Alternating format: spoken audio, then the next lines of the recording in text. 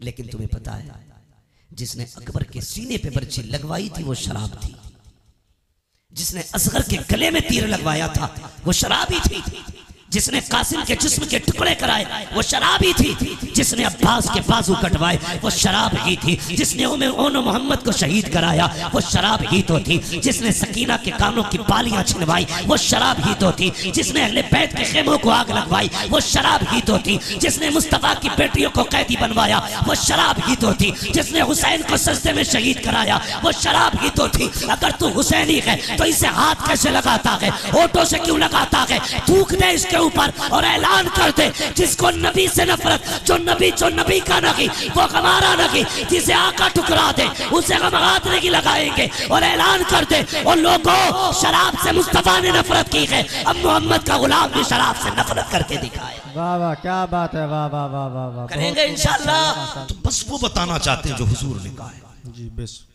तुम्हारी मेरी बेटी की औकात क्या है, खुदा की कसम कायनात में अली की बेटी जैसी लाके दिखाओ। वाह वाह वाह वाह क्या बात। आज कोई अली की बेटी जैसी बेटी लाके दिखाओ। बेशक बेशक। हाँ, करबला की पूरी तारीख पढ़ डालिए।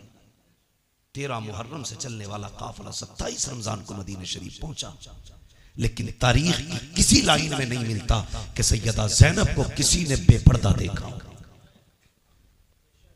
बताओ ना मुझे, क्या तेरी बेटी का स्टेटस क्या है? प्रधान की बेटी है, बस जमींदार की बेटी है। ज़ैनब का स्टेटस ये है, उसका बाप वलियों का इमाम है, उसका भाई शहीदों का इमाम है, उसका नाना सारे नबियों का इमाम है। बेशक बेशक क्या बात है, वाह वाह वाह। ज़ैनब का स्टेटस, तेरी बेटी का स्टेटस क्या है? सोच तो सही। जिसको खुदा ने इतनी खानदानी इज्जत बख्शी हो, भाई शहीदों का इमाम, माँ जन्नती औरतों की सरदार, बाप वलियों का इमाम, नाना नबियों का इमाम, घराना कायनात का इमाम। बेशक बेशक बेशक। वो पावर वाली 13 मुहर्रम से 27 रमजान तक कैदी बनकर रही, किसी ने बेपर्दा नहीं देखी। तेरी बेटी ने 13 साल उम्र क्या गुजारी, 10 मुहर्रम को तेरी बेटी ने मेले के नाम पे, मुहर्रम के नाम पे दुपट्टा उतार दिया। सोचो हम किधर जा रहे हैं, किधर जा रहे हैं। अगर पर्दे की बात आ जाए तो लोगों को चिढ़ हो जाती है कि ये बरेलवी नहीं है, कहा क्योंकि हमारी बेटी को मुहर्रम से रोक रहा। कितना गलत तोड़ मरोड़ के बात बयान कर दी जाती है। हम तुम्हारी बेटी को शरीयत की हद बता रहे हैं, हम अपनी बेटियों को शरीयत की हुदूद सिखा रहे हैं। हम बताना चाहते हैं तेरी इज्जत मेले बाजारों में नहीं है, तेरी इज्जत रब ने घर की 4 दीवारी में रखी। बेशक बेशक बेशक। खुदा की कसम सुने बहुत गौर से, किसी की भी बेटी, मेरी बेटी है तेरी बेटी, बाजार में जाए या मेले में जाए, कितने कंधे गैर महरम के लगते, खुद बताइए। या सारे बायजीद बुस्तामी खड़े बाजार में, या जाने वाली राबिया बसरिया के सब? नहीं, ना कोई बायजीद बुस्तामी है, ना कोई राबिया बसरिया है। एक बाजार से निकलो 10 लोगों से कांधा टकराता है और कोई फर्क तक नहीं पड़ता। सुन, यजीद के दरबार में अली की बेटियां खड़ी थी। मैं बता रहा हूं तुम्हें इस्लाम क्या है। यजीद के दरबार में हुसैन की बेटियां खड़ी। हाँ, सुबह पहुंची यजीद के दरबार में और वो नशे में था शराब के। दरबानों ने कहा सुन, अली की बेटियां आई हैं।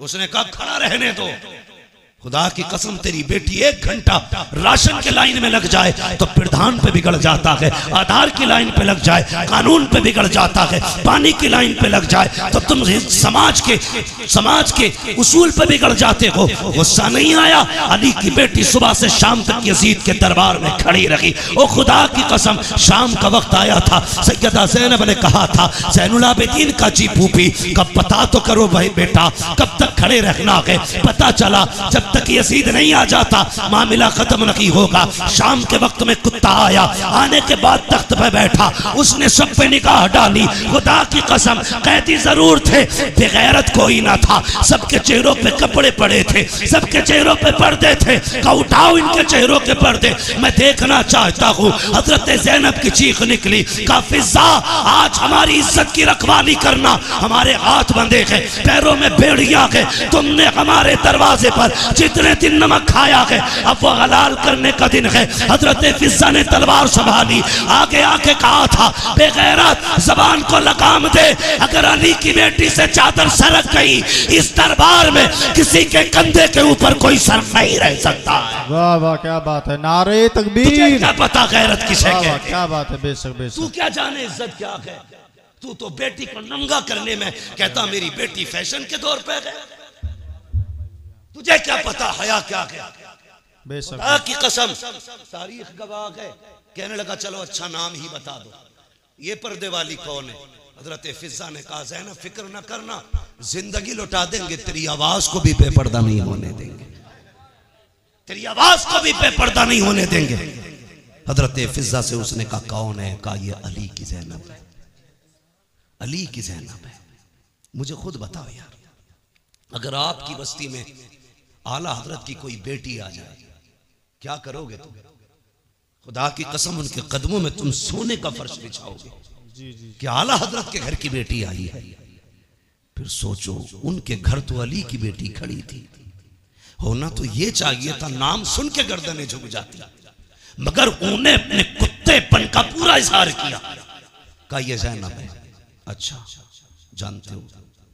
फिर उसने निकाह घुमाई, सबसे छोटे वजूद पे निकाह पड़ी। मैं बात बड़ी करने लगा हूं, तेरी 18 साल की बेटी को दुपट्टा रखना नहीं आया, अली की 7 साल की सकीना को देख। यजीद के दरबार में सकीना के सर पे दुपट्टा था।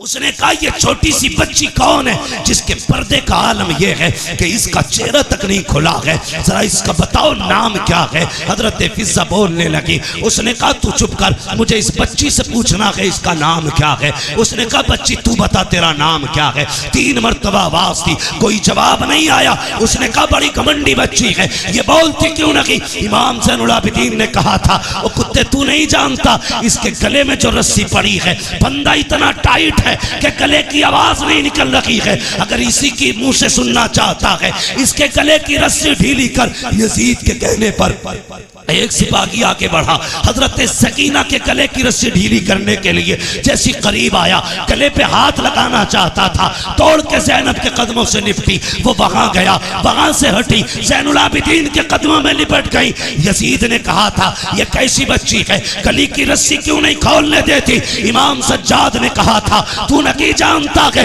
ये अली के घर की बेटी है, ये मर तो सकती है, किसी गैर का हाथ इसकी गर्दन को लग जाए ये गवारा नहीं कर सकती। वाह वाह वाह वाह वाह वाह क्या बात है, वाह बहुत शर्म खूब, करो, बहुत खूब। तुम्हारी दौलत तुम्हें मुबारक। ऐसी दौलत में आग लगे जो बेटियों को नंगा कर दे। अगर मुस्तफा वाले हो गरीबी में जिंदगी गुजार देना, कभी बेटियों के सर से दुपट्टा ना उतरने देना, बेटियों के सर से दुपट्टा ना उतरने देना। शादी हो, ब्याह हो, खुशी का मैटर है ये अपनी जगह, लेकिन खुशी का मतलब ये तो नहीं है कि बेटियां नंगी हो जाएं, भाई बेगैरत बना तमाशा देखता रहे। मेरी गुजारिश है आपसे, समाज को बेहतर करो, शादियों को पाकीज़ा बनाओ, गुनाहों का मरकज नहीं, तबाहकारी का अड्डा नहीं, बदमाशी का ठिकाना नहीं। शादियों को पाकीज़ा बनाओ ताकि निकाह की बरकतें अल्लाह बस्ती पे जाहिर फरमाए। समझ रहे ना मेरी बात? नौजवानों ये कदम आपको उठाना पड़ेगा। कमेटी जो जलसे की है, मेरी तो इससे गुजारिश है सिर्फ जलसे की कमेटी ना बनना, बेटियों की तहफ़्फ़ुज़े इस्मत की कमेटी भी आपको बनना है। ये आप अहद करो, हमने सिर्फ जलसा नहीं कराना है, हमें हुजूर की उम्मत की बेटियों की इज्जत की हिफाजत भी करनी है। सिर्फ यही नहीं कि सिर्फ जलसा करा लिया और 364 दिन सोते रहे, फिर एक दिन आएगा जलसा कराएंगे। अच्छी बात है, जलसों से अच्छे मैसेजेस जाते हैं, ये जज्बा बेदार होना चाहिए हमारी कौम में। लेकिन कमेटी वालों से गुजारिश है, जिस तरह आपने आज पैसा इकट्ठा करके ये एक जलसा किया ना, कम से कम ऐसे ही पैसा इकट्ठा करके साल में किसी गरीब एक बेटी की भी निकाह का और शादी का इंतजाम आप करना। और कोशिश ये करना जिस बेटी का कोई सहारा नहीं होगा उस बेटी का ये हुजूर की उम्मत के जवान सहारा बनेंगे। बेशक बेशक बेशक करेंगे इंशाअल्लाह। इंशाअल्लाह। कमेटी वालों अल्लाह आपको सलामत रखे, आपको जज़ाए खैर दे, मगर मैं ये चाहता हूँ आपके जरिए और भी काम होने चाहिए, ज़मीनी तौर पे भी काम हो। अगर बैटरी डाउन हो जाए फिर उलमा को बुलाइए, फिर अपनी इस्लाह कराइए। ये सोच के जलसों में कोई ना आए मौज लेके आनी है। क्या करना है मौज का? सच बताऊं, ये चमक दमक, ये आवाजों के जोर, ये सीनों के दम कब तक है? जब तक अल्लाह चाहता है। वो नहीं चाहेगा ये सारे खत्म हो जाएंगे। ये कमाल, ये हुनर हम माँ के पेट से लेके नहीं आए, ये सब अल्लाह की अता करदा चीजें हैं। जब तक वो चाह रहा है बोल रहे हैं, जिस दिन वो गला बंद कर देगा कोई माई का लाल नहीं बुलवा सकता है, कोई नहीं बुलवा सकता है। लोग कहते हैं जी हम तो बतेरा समझाते। भाई मुझे खुशी हुई, कुछ लोगों से मिला हूं मैं इस बस्ती के, कुछ लोगों से मिला हूं, सबसे भी नहीं मिला हूं, लेकिन मैं जितनों से मिला हूं मैंने बहुत अच्छा पाया है, बहुत अच्छा पाया है। अगर सारे ही लोग इतने अच्छे, तो उम्मीद करता हूं इस गांव में कुछ बुरा नहीं होगा जी। लेकिन मैं ये भी जानता हूं हर जगह अच्छे ही लोग नहीं होते, कुछ बुरे भी होते, और हर जगह बुरे ही नहीं होते, कुछ अच्छे भी होते। अच्छे लोगों से कहूंगा बुरों की परवाह ना करना, बुरे लोगों से कहूंगा दूसरों के पीछे न पड़ना, अपने गिरबान में भी झांकना, फिर फैसला करना तुम्हें क्या करना है, फिर फैसला करना तुम्हें क्या करना है। अल्लाह करे हमारी बस्तियां ऐसी मोहब्बत और प्यार की हवाएं बस्तियों में चले कि हर मुसलमान दूसरे मुसलमान के हक के लिए खड़ा होना चाहिए, हर मुसलमान में एक दूसरे मुसलमान के लिए हमदर्दी होनी चाहिए। गलत नहीं कह रहा, आप किसी एक समुदाय के बंदे को टच करके देखिए, पूरी कौम कौवे की तरह आ जाती है, और हमारी कौम के किसी भी बंदे को बीच में काट दिया जाए, बाकी लोग तमाशा बने देखते। हम यहाँ जीने के लिए नहीं आए, हम यहाँ मरने के लिए आए। मेरी बात बस समझ लेना, मैं इससे ज्यादा नहीं कह सकता। हम यहाँ जीने के लिए नहीं आए, मरने के लिए आए। वो जिंदगी भी क्या जिंदगी है जो कुत्तों की तरह गुजरे। कम से कम बहन बेटी की इज्जत की हिफाजत करो, भाई हो तो बहन की इज्जत की हिफाजत करो, बाप हो तो बेटी की इज्जत की हिफाजत करो। एक काम और करना है, अल्लाह आपको सलामत रखे। मैंने देखा इस गांव में बिल्डिंगें तो ऊंची ऊंची हैं, पक्के मकान वहीं ज्यादा होते हैं जहां पैसा होता है जी, वरना कॉलोनी से कोई इतनी बड़ी बिल्डिंग तो बन नहीं सकती है क्या नहीं? अल्लाह तौफीक देना तो बस्ती वाले मिलके अपनी बस्ती की बच्चियों के लिए एक स्कूल कायम जरूर करना, और तुम्हारे स्कूलों में पढ़ाने वाली भी मुहज्जब बेटियां हो और पढ़ने वाली भी मुअद्दब बेटियां। आप बिल्डिंगें कितनी ऊंची बना लो, अगर बच्चियों को अच्छे स्कूल नहीं दे सकते तो आपने कुछ नहीं किया है।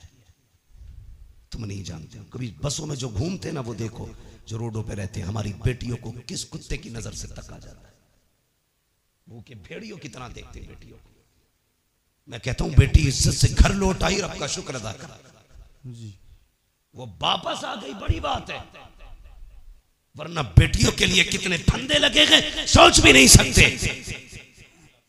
लोग कहते हैं अल्लाह का शुक्र है 3 फर्में चल रही है, अल्लाह का करम है, वो बहुत बड़ा ठेका चल रहा है। कभी ये भी कह खुदा का शुक्र है हमारी बस्ती में बच्चियों के लिए स्कूल चल रहा है।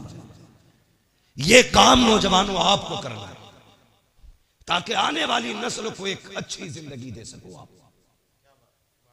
हमारी कौम का मुस्तकबिल रोशन होना चाहिए। इस वक्त आपके पास 2 रास्ते हैं, या तो आप बेटियां खो दो या फिर आप जाहिल हो जाओ। इसके अलावा तीसरा रास्ता तुम्हारे पास नहीं है। इसलिए कि ना तुम्हारी कोई यूनिवर्सिटी है, ना तुम्हारा स्कूल है, ना तुम्हारा कॉलेज है, ना तुम्हारा मकतब है, कुछ भी तुम्हारा नहीं। या तो बेटियां खो दो या फिर अंधे हो जाओ। अगर चाहते हो इस अंधेरे से निकलो तो कोशिश करो सबसे पहले अपने कॉलेजेस बनाने। करेंगे इंशाल्लाह कोशिश, इंशाल्लाह। क्या कहते हो आकिल चौधरी साहब? आपकी बस्ती में यह काम होना चाहिए। ये मेरे मदरसे के साथी हैं, मगर मेरी आपसे इतनी गुजारिश है, खुदारा ये कोशिश करें। ये मजाक की बात नहीं कर रहा हूं, मुझसे 100 बार कसम खिला के भी कहोगे क्या ये सच है, मैं कहूंगा हाँ ये जरूरत है। आज हम बेटियों को जाहिल तो नहीं रख सकते, अलबत्ता बेटियों को इदारे दे सकते हैं, स्कूल दे सकते हैं, कॉलेज दे सकते हैं। कितनी तकलीफ हुई थी अभी एक ही स्कूल के अंदर, एक बच्चे को इसलिए पिटवाया जाता है कि वो मुसलमान। हमारी कौम के न डीजे पे फर्क पड़ा, न बारात के रंगों पे फर्क पड़ा, न आतिशबाजी पे फर्क पड़ा, न हमारी कौम के फालतू के खर्चों पे फर्क पड़ा। अब भी होटलों में उसी शान से पार्टियां चल रही हैं जिस शान से चल रही थी, इसलिए कि कौम बेगैरत हो चुकी है। अगर गैरत होती उसी दिन सैकड़ों कॉलेजों की बुनियाद पड़ जाती, ऐलान कर दिया जाता हम किसी के मोहताज नहीं है, बच्चे भी हमारे हैं, स्कूल भी हमारे खोले जाए। बेशक बेशक बेशक, वाह वाह वाह, बहुत खूब।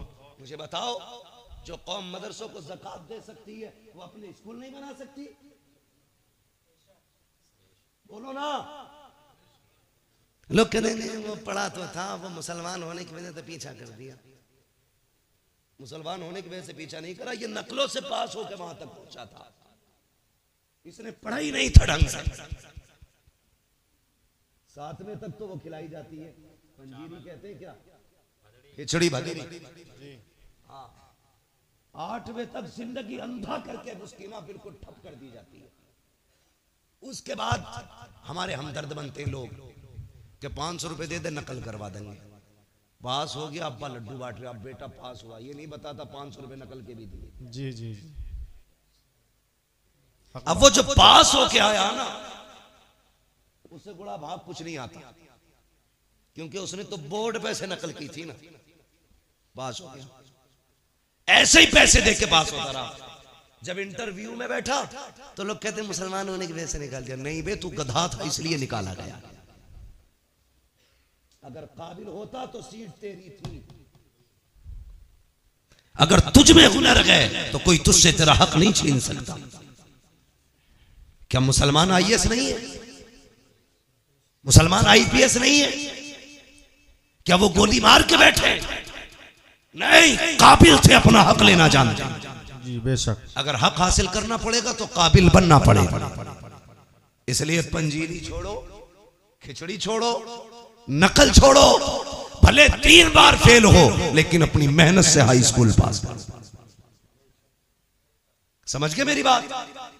अब्बा 500 रुपए दे के औलाद को पास करा के लड्डू ना बांट, वरना ये तेरी कब्र पे लात मारेगा। वो कहेगा तूने लड्डू ना बांटे होते तो आज मैं हाई स्कूल करने के बाद घास नहीं खोद रहा होता। जी, यही वजह है, अक्सर हाई स्कूल के बाद दुकानों पे बैठा मिलेगा। जी जी जी जी, बिल्कुल बिल्कुल। उसे धनिया लिखना नहीं आता, लहसुन लिखवाने लगो तो कभी मुंह देखता, कभी पर्चा देखता। काबिल बनिए, कामयाब बनिए, मंजिल आपका इंतजार कर रही है। आप अगर काबिल नहीं है तो आपको तो भाई साहब रहने तक जगह नहीं दी जाएगी। वो किस हवा में आने वाला दौर मजदूरी वही करेगा जो कंप्यूटर चलाना जानता होगा, वरना आप कोई खुरपे से भी मजदूरियां नहीं करा रहा है। समझ गए ना मेरी बात? पढ़े लिखे लोगों के लिए जगह है, पढ़िए, आगे बढ़िए।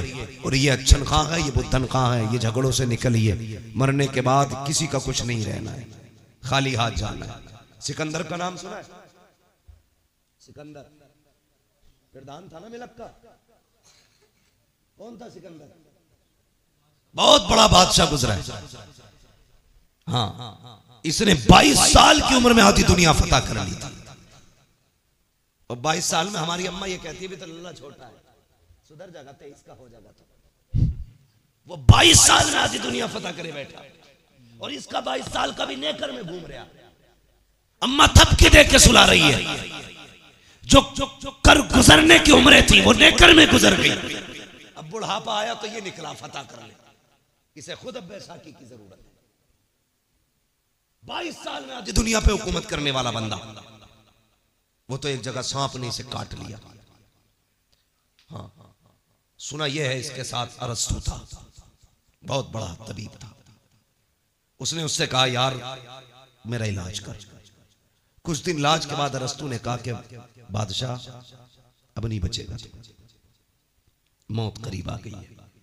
उसने कहा ऐलान कर दो, कोई है जो मेरी सारी दौलत लेके मुझे इतनी सांसें उधार दे दे कि मैं अपने वतन तक जा सकूं।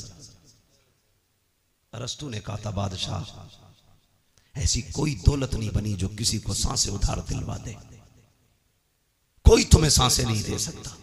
उसने कहा मैं आधी दुनिया का बादशाह हूं, क्या मुझे इतनी मोहलत नहीं कि वतन तक जा सकूं?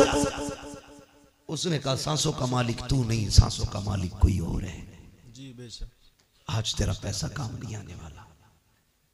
एड़ियां रगड़ने लगा। उसने कहा अच्छा चलो मर तो रखा हूं, फिर ऐसा करना मैं मरूं मेरे कफन से हाथ निकालना। ईसाई था, निकालना। कहा क्यों? ताकि दुनिया को ये बता जाऊं इस दौलत पे घमंड न करना। मैं आया था आधी दुनिया फतह की, जा रहा था कुछ लेके नहीं, खाली हाथ गया। अगर सिकंदर जैसा दौलत वाला एड़ियां रगड़ के वतन से दूर मर सकता है, तेरे मेरे पास क्या है? इसलिए दौलत पे घमंड न करना, हुजूर से वफा करो, हुजूर से मोहब्बत करो, उलमा से प्यार करो, इल्म से प्यार करो, अपने मामलात में उलमा को अपनी राय में शामिल रखा करो, इनको अपनी महफिलों में अपनी रायों में लाया करो। कोई काम किया करो, इनसे पूछा करो। खुदा की कसम अक्ल अपनी जगह है, बरकतें अपनी जगह हुआ करती हैं। बेशक बेशक। इस्लामिक नातो बयान सुनने के लिए हमारे YouTube channel Hashim cyber world को सब्सक्राइब करें।